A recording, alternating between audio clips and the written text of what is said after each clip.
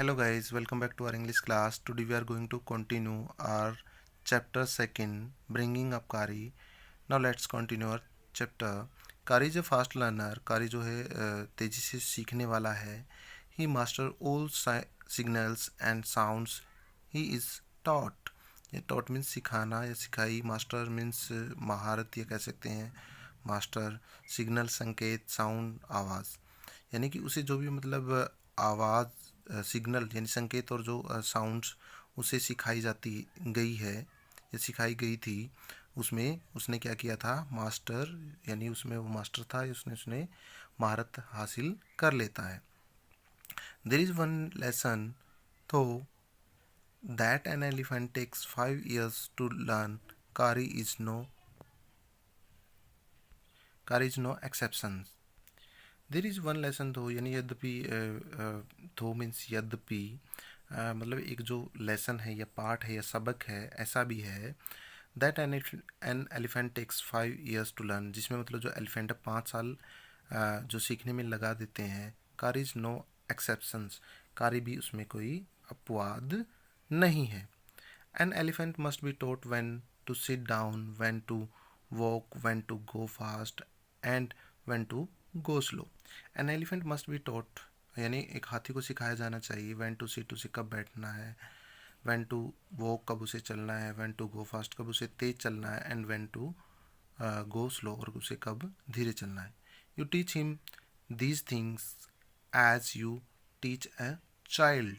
You teach him these things आप इसे मतलब जो ये दीज थिंग ये चीज़ें मतलब सिखा सकते हो as you teach a child जैसे आप एक बच्चे को सिखाते हो. इफ़ यू से धत and pull him by the ear he will gradually learn to sit down.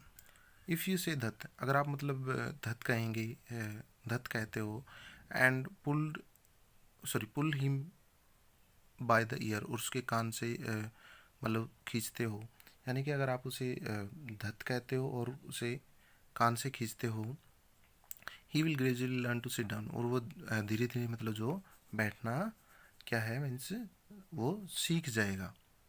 Similarly if you say माली and pull his trunk forward he will gradually learn that it is the signal to walk. Similarly यानी इसी प्रकार से if you say माली अगर आप माली कहेंगे या माली जो मतलब एक जो शब्द है उसको कहेंगे and pull his trunk forward और उसका जो सूंड है जो आगे की तरफ फॉरवर्ड मीन्स आगे की तरफ क्या करेंगे पुल करेंगे खींचेंगे. He will gradually learn that it is the signal to walk और वो मतलब ही विल ग्रेजुअली लर्न और वो धीरे धीरे सीख जाएगा that it is the signal to walk और ये मतलब जो संकेत वो चलने का है. यानी यहाँ पे क्या मेंशन किया गया है उधर की तरफ से कि अगर आप उसे मतलब धत कहोगे और उसके कान के साथ उसे खींचोगे तो वो धीरे धीरे मतलब बैठना सीख जाएगा. और उसी प्रकार से अगर आप उसे माली कहोगे और आगे की तरफ उसका सूंड जो ट्रंक है वो खींचोगे तो वो धीरे धीरे मतलब सीख जाएगा कि ये जो चलने का संकेत है. कारी लर्न माली after 3 lessons but it took him 3 weeks to learn धत.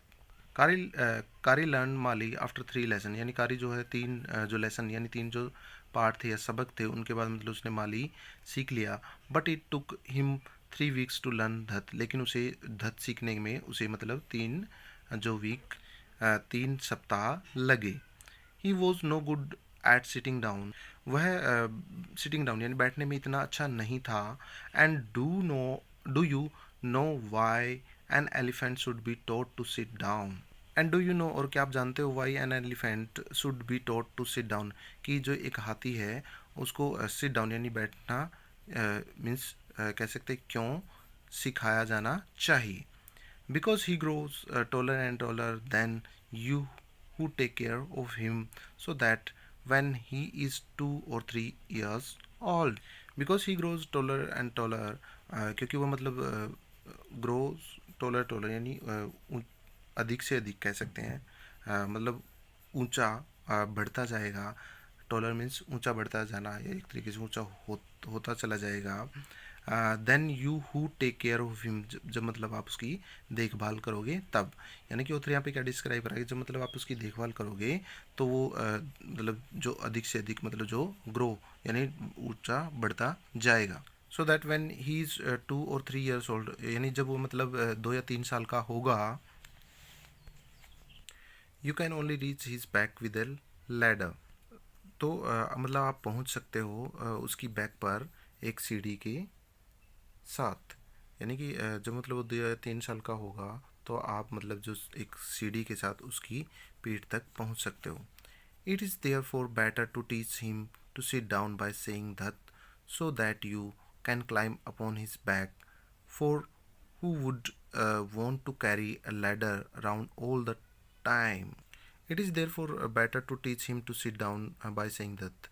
इसलिए मतलब उसको टीच सिखाना बेटर होगा या अच्छा होगा, to sit down by saying यानी धत कहकर उसे मतलब बैठना सिखाना। यानी कि आप उधर क्या कह रहे हैं कि अगर इसलिए मतलब उसे धत जो शब्द है उसको कहकर बैठना सिखाना मतलब उसे बेटर या सही होगा उसे सिखाना। यानी कि धत जो शब्द कहकर उसे बैठना सिखाना उसके लिए बेटर होगा। सो that you can climb upon his back, इसलिए मतलब आप उसकी जो बैक पर चढ़ सकते हो, या मतलब ताकि आप उसकी मतलब जो बैक पर चढ़ सकें। For who would want to carry a ladder around all the time. For who want would want यानी कौन मतलब चाहता है to carry a ladder around all the time, यानी हर समय जो सीढ़ी को उठाते हुए घूमना। The most difficult thing to teach an elephant is the master call. The most difficult thing यानी कि जो बहुत जो कठिन जो चीज़ है, टू टीच एन एलिफेंट मतलब हाथी को सिखाना, यानी कि हाथी को सिखाने के लिए जो सबसे जो कठिन जो चीज़ है, इज़ द मास्टर कॉल यानी कि जो विशेष प्रकार की जो ध्वनि है उसे सुनना सिखाना, ये उसके लिए बहुत ही डिफ़िकल्ट है। He generally takes 5 years to learn is it properly. He generally takes 5 years यानी वो वास्तविक तौर पर मतलब वो 5 साल ले लेता है टू लर्न इट प्रॉपरली मतलब इसे सही ढंग से सीखने के लिए। The master call is strange hissing howling sound as if a snake and tiger were frightened each other, and you have to make that kind of noise in his ear. The master call is a strange हीजिंग यानी जो master call है यानी एक विशेष प्रकार की जो ध्वनि है, स्ट्रेंज हीजिंग यानी विशेष प्रकार के जो हीज करने से या फुकारने से, हावलिंग साउंड यानी चिल्लाने की आवाज़ जैसी, as if a snake and tiger were frighten each other, जैसे मतलब जो एक सांप और जो बाघ जो आपस में लड़ लड़ रहे हैं एक दूसरे के साथ। यानी कि जो मास्टर कॉल है ये एक स्ट्रेंज हीजिंग यानी एक विशेष प्रकार की जो फुकारने वाली आवाज़, हाउलिंग साउंड यानी चिल्लाने वाली आवाज़, और ये ऐसा प्रतीत होता है जैसे मान लिया एक सांप और जो एक टाइगर है मतलब एक दूसरे के साथ वो लड़ रहे हैं। एंड यू वो and you have to make that kind of noise in his ear, और जो you have to make that kind of noise in his ear, और यह जो आवाज़ है आपको मतलब काइंड ऑफ नॉइज यानी एक प्रकार की जो आवाज़ है वो उनके कानों में करनी होती है। And do you know what you expect an elephant to do when you give him the master call.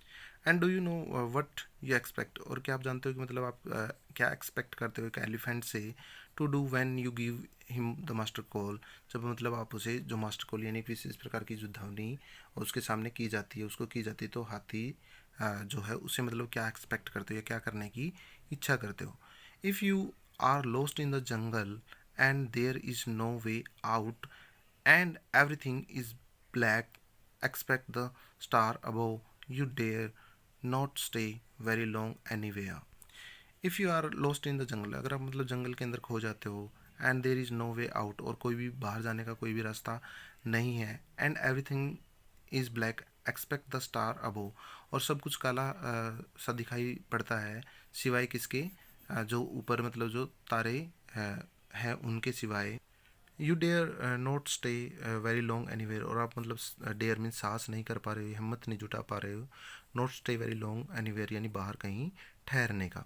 The only thing to do then is to give the master call, and at once the elephant pulls down the tree in front of him with his trunk and that जो author है वो क्या describe कर रहा है कि अगर मतलब आप सांस नहीं कर पा रहे हो कि बाहर मतलब ज़्यादा देर तक ठहरने का, the only thing to do then, मतलब आपको केवल वहाँ पर एक ही चीज़ करनी चाहिए, to do then to give the master call, मतलब कि एक विशेष प्रकार की जो आवाज़ है वो करें या आवाज़ दीजिए।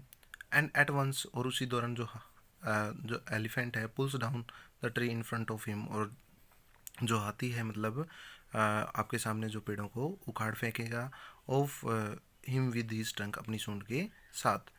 This frightens all the animals away, this frightens all the animals away, यानी इससे जो है ऑल ऑल द एनिमल्स, यानी जो सारे के सारे जो पशु हैं फ्राइटन्स यानी भयभीत हो जाते हैं।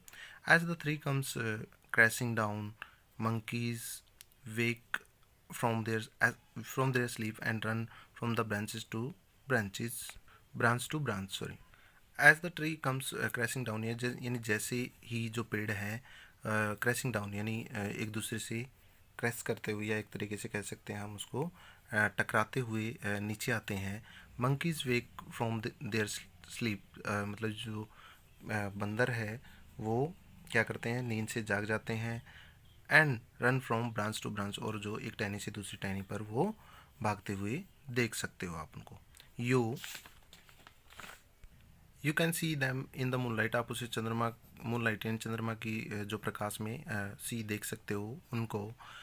And you can almost see the stags running stags running in the all direction below. And you can almost see, और आप मतलब देख सकते हो स्टैग्स को, मीन्स बारहसिंगा को, running in the all direction below, यानी कि सभी दिशाओं में जो भागते हुए आप उनको बारहसिंगा को देख सकते हो।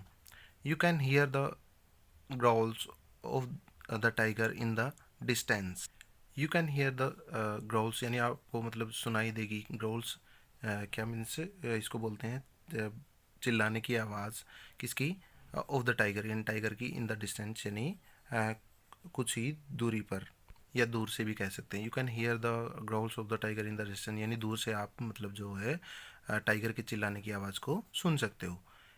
Even he is frightened, even हालांकि ही इज़ फ्राइटेंड, वह भी डरा हुआ होता है।